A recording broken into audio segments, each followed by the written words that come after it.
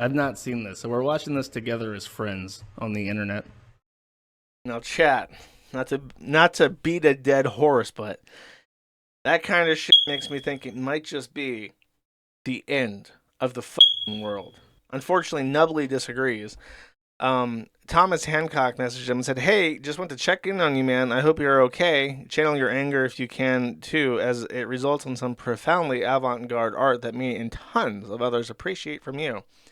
Belly Biscuit replied and said, "It's a coming eventually. Actually, completely distracted dealing with my bank right now because my account was hacked and I got no money. No joke. Goblin face. To be specific, Japanese goblin. Um, so Mr. Nubly is currently destitute. A has swindled his way through his account and redeemed all of his money. So now he doesn't have any. He doesn't have the resources required to finish the Trump edition of the end of the fucking world, which to me kind of presumes something about Mr. Nubly.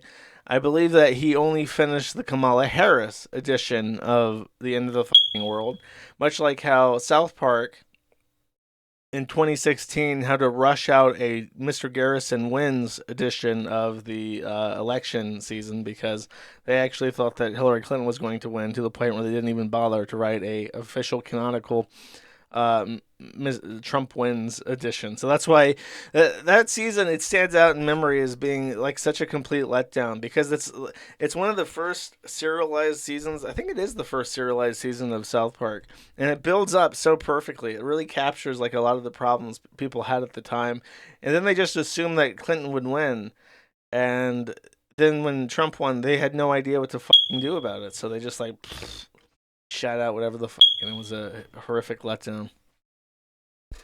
Hopefully, Mr. Nubley, now that he has an expanded timeline, can go ahead and do us all a real solid and um, finish off the season correctly.